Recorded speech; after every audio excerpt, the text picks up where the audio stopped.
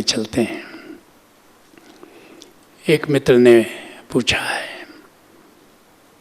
प्रतिभा को ही कैरियर बनाना चाहिए लेकिन हिम्मत नहीं होती, किंतु आत्मसंतुष्टि केवल पैशन को, प्रतिभा को ही कैरियर बनाने में मिलती है। कृपया मार्गदर्शन करें। हर व्यक्ति के भीतर प्रतिभा होती है, केवल पहचानने में विलंब हो सकता है। परमात्मा हर व्यक्ति को अनूठा बनाता है।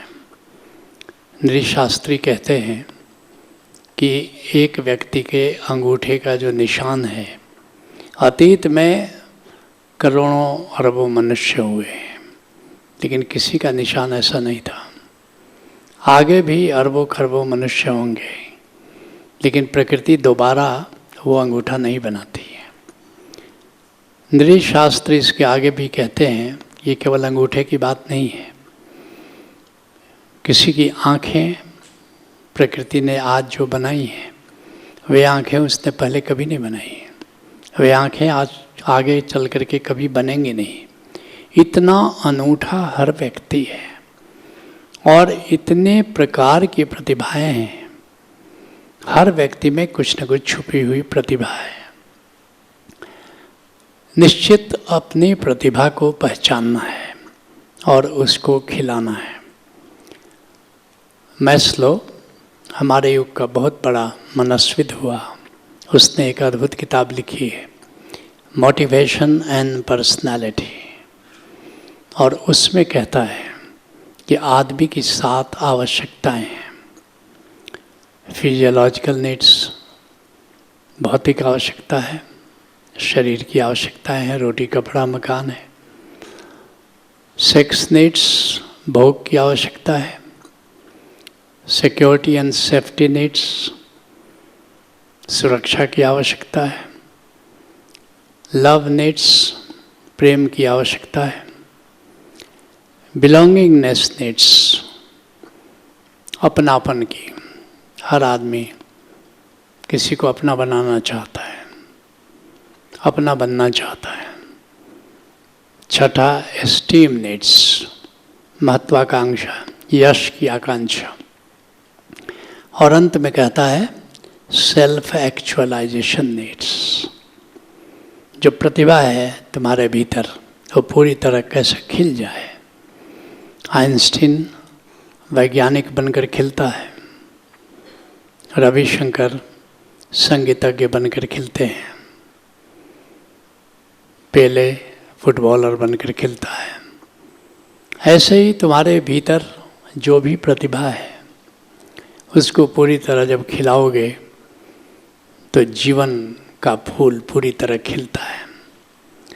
निश्चित रूप से प्रतिभा को खिलाने के लिए अपनी पूरी ऊर्जा लगा देनी पड़ती है। अगर तुमने प्रोफेशन भी वही चुना जो तुम्हारे भीतर प्रतिभा है, तो अपनी पूरी ऊर्जा तुम लगा सकोगे अपने फूल को खिलाने में। लेकिन हालात कुछ ऐसे होते हैं कि जो तुम्हारी प्रतिभा है, कभी कभी प्रोफेशन की दृष्टि से वो ज़्यादा मूल्यवान नहीं हो पाती। अभी कुछ साल पहले जैसे संगीत, जो लोग संगीत में योग्यता हासिल करते थे, उन्हें अच्छी नौकरी नहीं मिलती थी। आज स्थिति थोड़ी पहले से बेहतर है। और भी पहले जो खिलाड़ी होते थे, उनको बड़ा हेय दृष्टि से देखा जाता था। लेकिन धीरे धीरे खिलाड़ियों का महत्व बढ़ा और अब तो एक अच्छा खिलाड़ी होना भी व्यवसाय की दृष्टि से अच्छा माना जाता है। और भी पहले का युग, 50-60 साल पहले, जो नाटक करते थे, अभिनय करते थे, ड्रामा कंपनी में जाते थे, बड़ी हेय दृष्टि से देखा जाता था। मुझे एक वाकया याद है, जब इंडियन स्कूल ऑफ माइंस में मैं लेक्चरर था, तो मेरा एक कलीग था मुखर्जी, ऋषिकेश मुखर्जी। तो अपना संस्मरण सुना रहा था कि वो धनबाद से कलकत्ता जा रहा था अपने पिताजी के साथ। तो रास्ते में उसके पिताजी के एक दोस्त मिल गए। अब दो दोस्त, पुराने दोस्त मिलते हैं, खासकर बुजुर्ग हों तो बच्चों का हालचाल एक दूसरे का ज़रूर पूछते हैं। तो ये ऋषिकेश मुखर्जी के पिताजी से उनके दोस्त ने पूछा, तुम्हारे बच्चों का क्या हाल है, बच्चे क्या करते हैं? उन्होंने बताया, एक तो ये मेरा छोटा लड़का है, इंडियन स्कूल ऑफ माइंस में लेक्चरर है, और बड़ा लड़का जो कलकत्ता म्यूनिसिपल कॉरपोरेशन है वहाँ इंजीनियर है। बड़े खुश हुए, बोला वाह तुम्हारे दोनों लड़के बड़े अच्छे हैं, बड़ा अच्छा है, तुम बड़े सुखी पिता हो। तो ऋषिकेश मुखर्जी के पिता ने पूछा, जहाँ तक मुझे पता है तुम्हारा एक लड़का था बिशु, क्या कर रहा है आजकल? उसके पिताजी ने कहा, वो दोस्त ने कहा कि अरे मत बताओ, बहुत बड़ा लखेरा निकल गया। लखेरा मतलब आवारा, आवारा निकल गया। तो इसके पिताजी ने कहा फिर भी कुछ तो करता होगा। बोला कि वो फिल्मों में चला गया।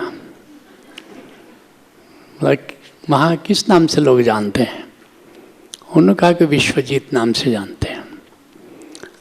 तो ये चौंका, पहले तो ये कुछ परवड़ रहा था।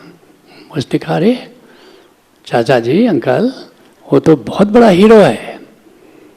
उसके पिताजी ने कहा, जो विश्वजीत के पिताजी ने कहा, यही तो मैं कह रहा हूँ, वो बहुत बड़ा आवारा निकल गया।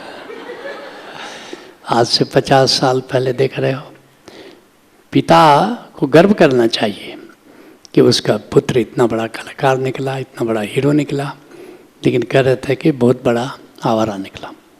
और भी पहले 100 साल पहले बंगाल में गाना बजाना बहुत हेय कृत्य माना जाता था। लेकिन वहाँ पर जब रविंद्र आए, रविन्द्रनाथ ठाकुर, तो उन्होंने संगीत को प्रतिष्ठित किया। आज बंगाल की स्थिति यह है, अगर कोई लड़की गाना नहीं जानती तो उसकी शादी होना बहुत मुश्किल है। गाने को सम्मान मिला। ऐसे ही महाराष्ट्र में विष्णु दिगंबर पलुस्कर के होने के पहले महाराष्ट्र में गाना बजाना बहुत निकृष्ट माना जाता था, लेकिन विष्णु दिगंबर पलुस्कर ने संगीत को सम्मान दिया और महाराष्ट्र संगीत में, गीत में, नृत्य में आगे बढ़ा। और अब तो संगीत, नृत्य और कला की राजधानी बम्बई महाराष्ट्र में ही हुई। समय बदलता है, तो अगर हो सके प्लान ए, जो तुम्हारे भीतर प्रतिभा है उसी प्रतिभा को अपना प्रोफेशन बनाओ, ताकि पूरी ऊर्जा उस पर लगा दो। लेकिन प्लान बी भी रखना बहुत ज़रूरी है, क्योंकि अगर ये जो प्रोफेशन है, ये जो कैरियर है, जीवन में तुमको धन अर्जन बहुत ज़रूरी है, ताकि अपने जीवन को एक सुंदर ढंग से जी सको। तो उस समय ऐसे विषय को लेकर के अपना प्रोफेशन चुनो जिसमें अच्छी आजीविका अर्जित कर सको।